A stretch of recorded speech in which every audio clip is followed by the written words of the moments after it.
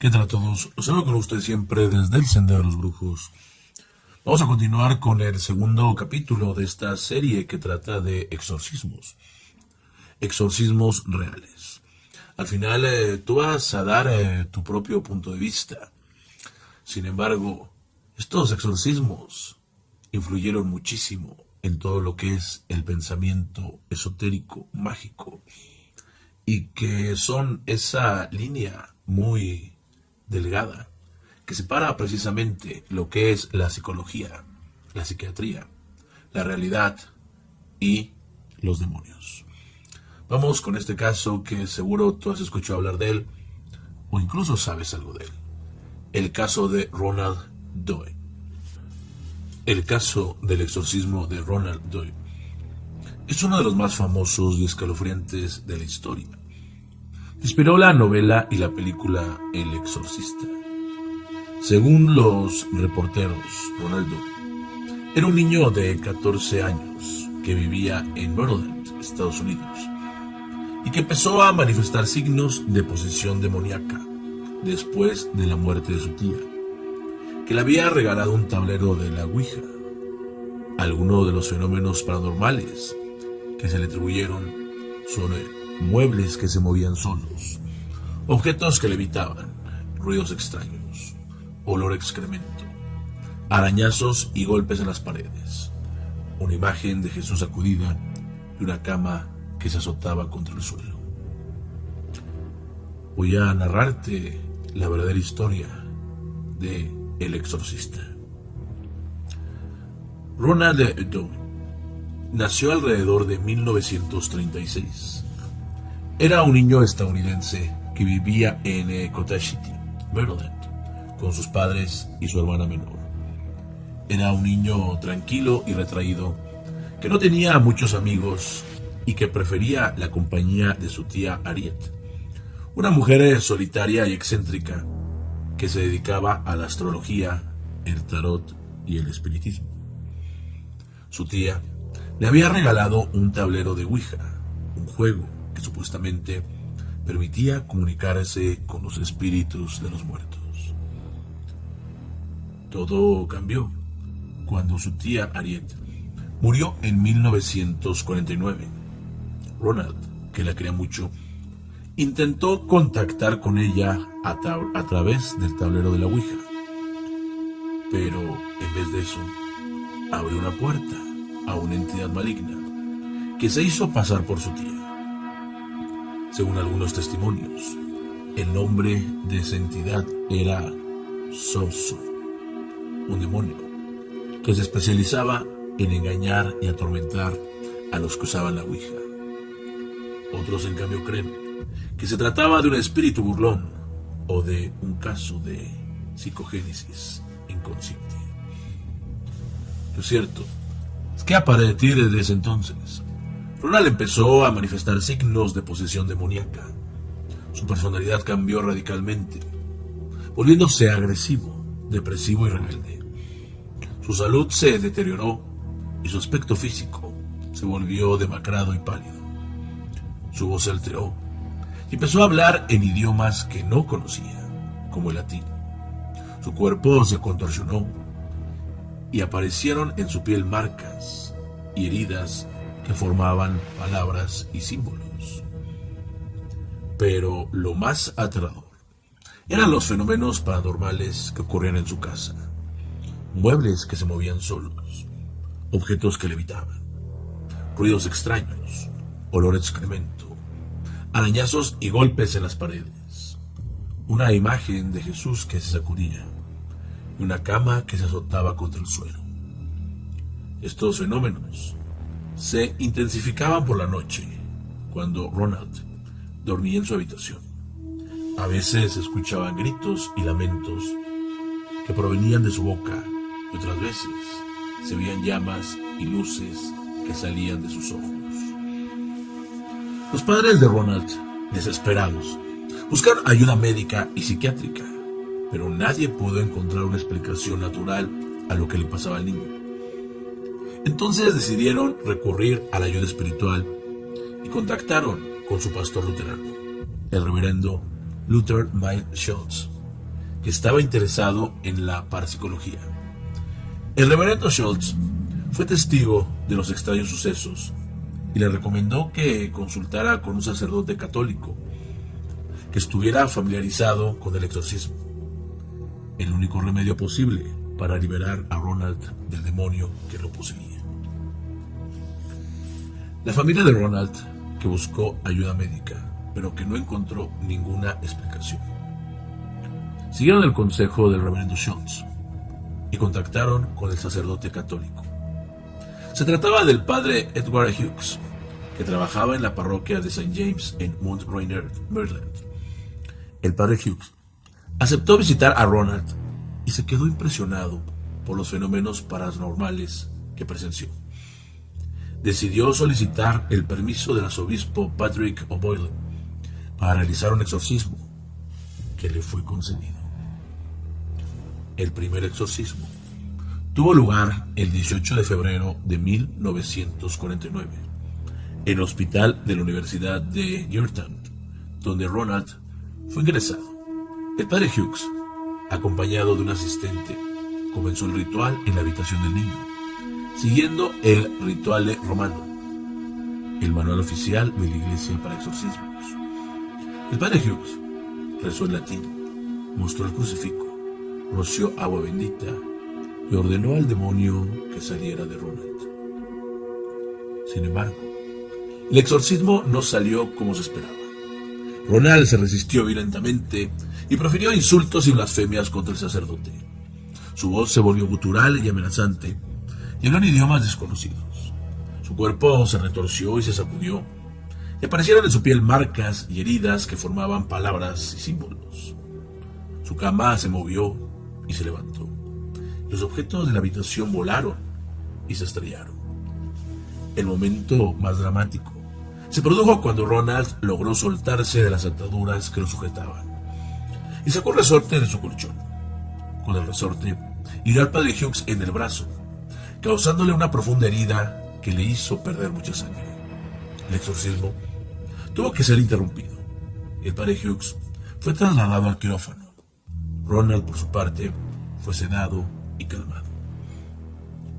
El primer exorcismo fue un fracaso y el padre Hughes quedó traumatizado por la experiencia. No volvió a intentar exorcizar a Ronald y se retiró de la vida pública. Ronald, por su parte, fue dado de alta del hospital y regresó a su casa. Sin embargo, su situación no mejoraría, sino que empeoró. Los fenómenos paranormales continuaron y el demonio se hizo más fuerte y más cruel. La familia de Ronald se sintió desesperada y buscó otra situación. La familia de Ronald no se daría por vencida y buscó a otro sacerdote católico que pudiera exorcizar al niño. Se trataba del padre William Bondert, que trabajaba en la Universidad de San Luis, en Missouri. El padre Bondert era un hombre maduro y experimentado que había servido como capellán militar durante la Segunda Guerra Mundial. Era un hombre de fe y de valor que aceptó el desafío de enfrentarse al demonio que poseía a Ronald. El padre Bondert solicitó el permiso del arzobispo Joseph Ritter para realizar un exorcismo, que le fue concedido.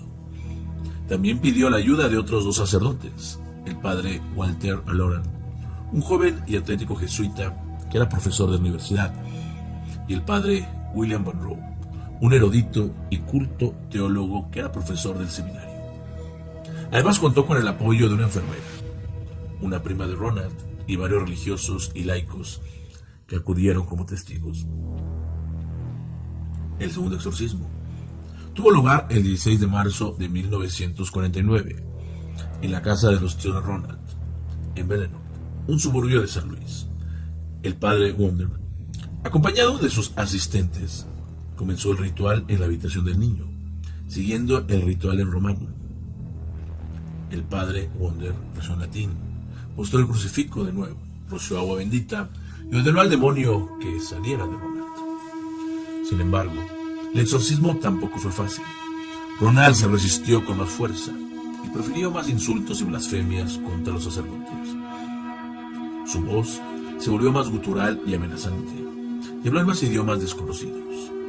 Su cuerpo se retorció y se sacudió más, y aparecieron más marcas y heridas en su piel que formaban la palabra o símbolos.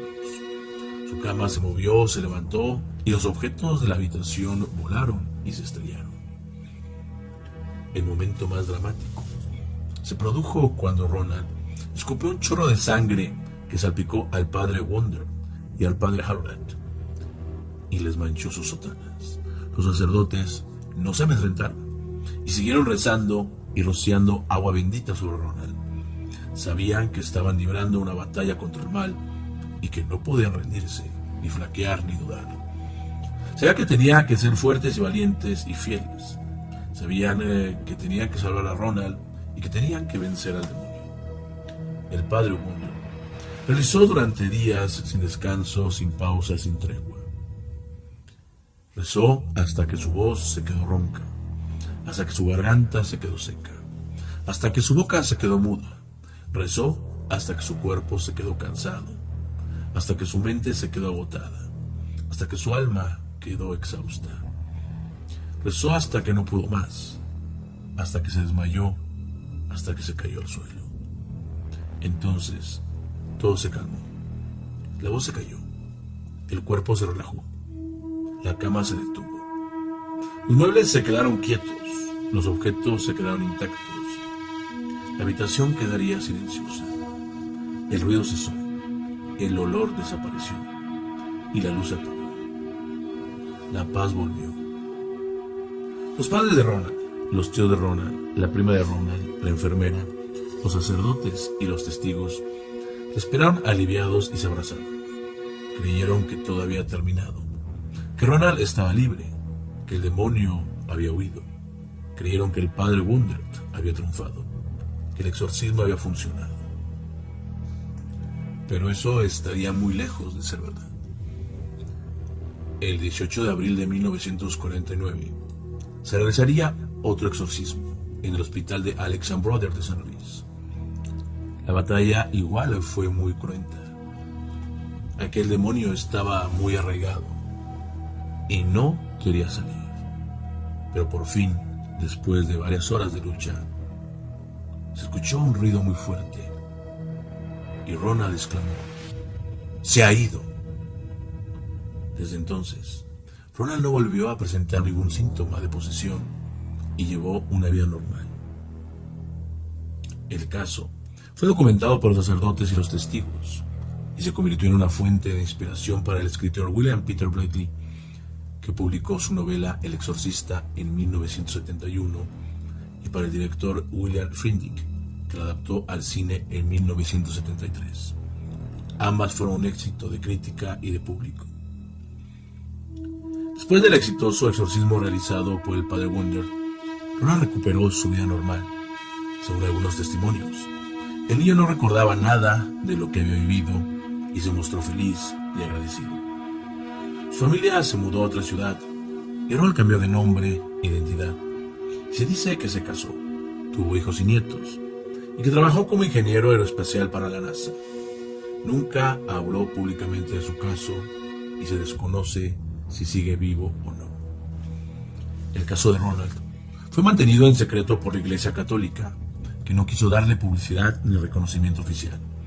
Sin embargo, algunos detalles se filtraron a la prensa y el caso se hizo famoso en todo el mundo. El escritor William Peter Blatty, como ya lo mencioné, fue el que escribió la novela del exorcista, y posteriormente el director William Friedkin haría la película, del cual ahorita voy a dar algunos datos que seguramente te van a interesar. Durante la película, el rodaje y posteriormente del exorcista, pasaron varias cosas, varios sucesos que no encuentran explicación. Coincidencia o no, he aprendido que en el mundo del esoterismo nada es coincidencia. Uno de ellos fue el incendio de un set. Una noche, el set donde se filmaba la habitación de Regan se incendió de forma inexplicable, destruyendo gran parte del decorado y retrasando el rodaje por 6 semanas. El director Friedkin sospechó que se trató de un sabotaje, pero nunca se encontró al culpable. Lo curioso es que la habitación de Regan fue la única que se salvó de las llamas. Durante y después del rodaje, al menos 9 personas relacionadas con la película murieron de forma sorpresiva o violenta. Entre ellas se encuentra Jack McHoward, que interpretó al director Burke Dennings, y Vasilike Malinaros, que interpretó a la madre de Carlas, y los técnicos que trabajaron en el sonido y la iluminación. Algunas de las muertes fueron por causa natural, pero otras fueron por accidentes, suicidios o asesinatos. En varias ocasiones, los rollos de la película se velaron sin razón aparente, lo que obligó a repetir escenas o a perder material valioso. El director, Fred King, atribuyó esto a un efecto técnico, pero algunos miembros del equipo lo consideraron como una señal de que algo maligno interfería en el rodaje. Las amenazas de grupos satánicos. Según el director, recibió varias amenazas de grupos satánicos que le exigían que abandonara el proyecto o que incluyera sus símbolos en la película. El director se negó a ceder y denunció los hechos a las autoridades.